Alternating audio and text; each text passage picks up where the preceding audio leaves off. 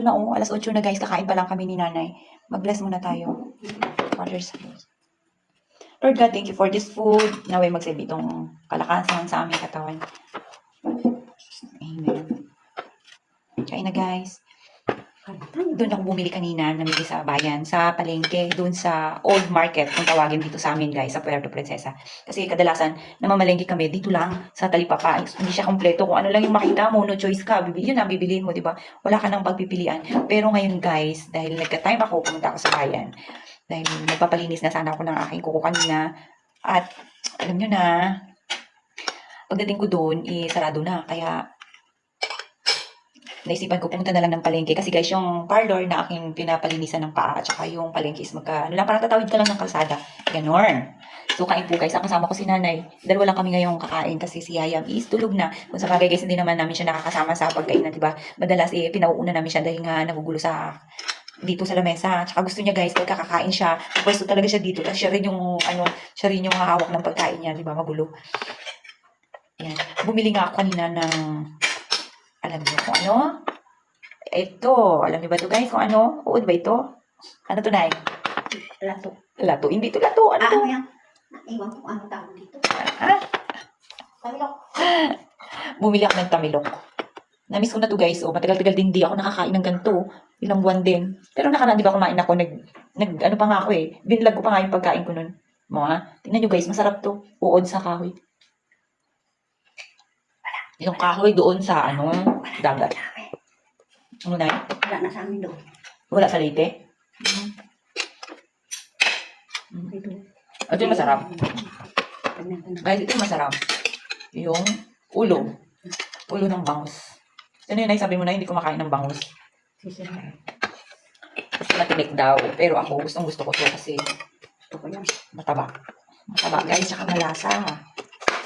Papakita ko sa inyo ang ulo. Binili ko nga lang yun kanina doon sa bayan. Isang piraso lang guys, pero malaki. Mahal nga ang kilo. 300 ang kilo. Pero so yummy. Tingnan nyo nga oh. Hindi, burong-burong mo na. Lakasan mo. Hindi na kami ko sa isa. Lakasan mo na, hindi ka naririnig. Anong sinasabi mo na? Sige. Hindi ka na makaubos ang isa. Sana matunaw yung kung kainin ko ngayon. Nay, ano yan? Sana kainin ko nga tangko.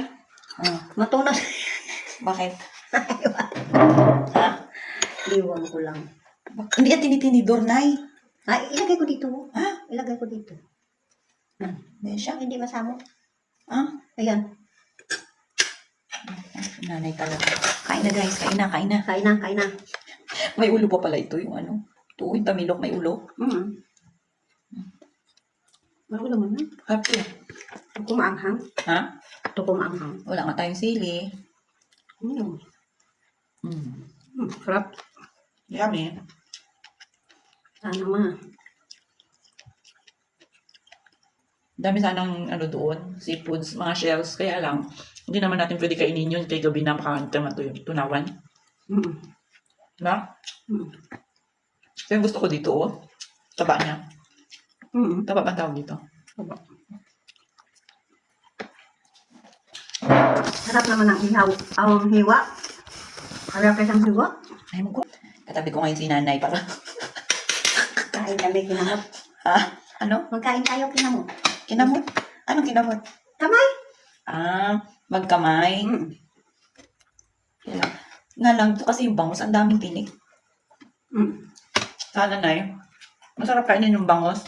Yung kakain ka na lang tapos may tatanggal ng tinik. Di ba, Nay? Tawagin natin tite. Bakit babalatan niya yung, tatanggalan niya ng tinik yung mo? Bangus mo? Ha? Yeah. Tayo. Ayan. Meron din pala kaming lato. Galing sa palengke. Lato ng kuyo. Malalaki siya, oh. Kasi merong iba, yung dito lang nakukuha, di ba? Maliliit lang siya. Pero ito malalaki. Ilang mo ba? Bago lang ako kakain yan. Nam? Nam? Ano na yun? Lato. Bago lang ako nakakain. Bakit? Eh wala naman gabi ng anak ko. Ano lato? Eh, wala namang lato doon sa Wala. Lite? Dira sa Tagumpay. Mm. Hindi naman yun siya nagabili. Bakit? Baka walang lato. Baka. Walang lato sa tagumpay. Wala. Puro gulay kasi doon. Tapos isa lang ang karne. Na Nagkakatay. kalam. Ito yung gusto ko. Sa bangus guys, ang gusto ko. Ulo. Mm. Sarap. Buti nga, kanina, yung binilihan ko nito, siya na naglilinis. Ah. Taba oh. Taba talaga. Ito. Tamilo. Sarap ba na eh? Harap.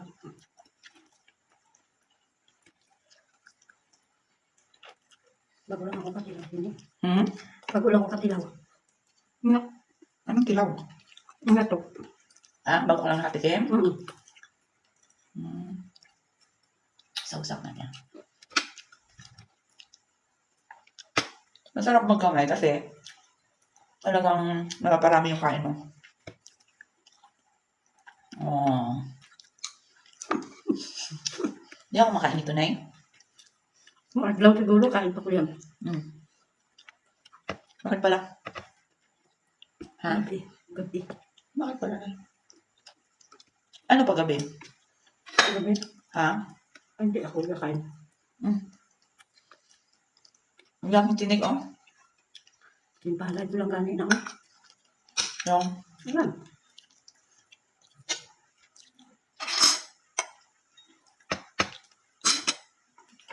maaga pa natulog si Ryan kasi pag doon maglaro. Tumbok-tumbok dyan tao. Ha? Tumbok-tumbok. Iwakan ko di. So sige. May ang tulog ka? Talagang matutulog. Dalawa lang kami ni nanay dito, guys. Bahay. Tapos namin dito kumain. Natutulog na kaming dalawa. Wala nang pansin na. Banay? Alas 8 na eh, oh. Buti na lang walang ulan. Umulan kaninang umaga, lakas-lakas. Tapos guys, di ba malakas ang ulan, so pumasok ako nun. Pagdating ko sa office, ang lamig. Ikaw? Yun nga, sinabayan pa ng aircon, di ba?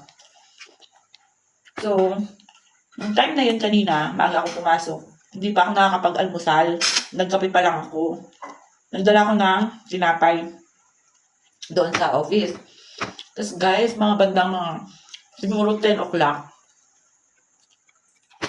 Iba yung pakiramdam ko, nalamig na ako. So, pakiramdam ko kanina. Kaya, after lunch, hindi na ako bumalik. Kasi nga, masama na ang pakiramdam ko. May pahinga lang ako saglit. Kaya, naka-absent ako kanina. Half day lang ako. Pagpahinga ko, akala ko nga, tuloy-tuloy na yung sakit ko. Kailangan lang pala ng konting pahinga. Stress na rin siguro. Nung medyo naramdaman ko guys na medyo maganda na yung pakiramdam ko. Munta ako sa bayan. Kasi napansin ko yung pa ko, wala nang hindi mo na alam kung paano babae, paano lalaki. Magpapalinis po sana ako. Pagdating ko dun sa bayan, sarado na yung parlor na pinapalinisan siguro guys mga na yun, 5:30. Wala akong nakahabol. Tapos, pagdating ko kanina doon, dumiretso na ako sa palengke. Doon pala ako sa kalagitnaan, naglalakad ako papasok. Sa lubong ko naman, yung aking sister-in-law doon sa palengke. Chika-chikahan kami guys. Naghiwalay siguro kami, medyo magdi-game na. Kaya ito, bago lang kami nakaluto ni nanay. Dapat nalulutuin ko guys yung pata. Ihalo ko dun sa langka na binalagan ko kahapon. Kaya lang matagal pa yun. Papalambot pa namin ni nanay yun. Di ba, Nay? Papalambutin pa namin ni nanay. Tapos, abutin pa kami doon ng siyam-siyam. Kaya ito na lang yung niluto ko. Masarap naman to eh. Bangus. Bangus ni nanay. O daw, hindi ako kaubusan ng kalahati. Gusto na. Wala na. Nabibili to sa palengke. Parang 75 ang isang ganun. O yung isang ganun, yung isang plastic na ice. Kalahati ng plastic na ice, guys. 75 sa palengke. Si isa mo na maliit man ang yung tanong. Kalahati nga yan. 75 pesos. Ang kalahati? Hindi ko alam kung kalahati. Basta di ba yung ice na ano, lalagyan ng ice na plastic. Mm. Pag sinali mo yun, ganun na lang yun siya. Ganyan. So yun, ang 75 pesos. Ganun. Amin, isa ka ganyan. Isa mo ka ano, 50. Ano, tinubuan na nila. Nala, ano nila. 50 lang pala doon sa inyo. Kung magdala, Natubo ano, sasakyan. Oh, mas maganda sana ikaw mismo yung pupunta doon sa dagat. Kaya lang, magdadala ka ng palakol. Alam mo kung ano yun yung palakol.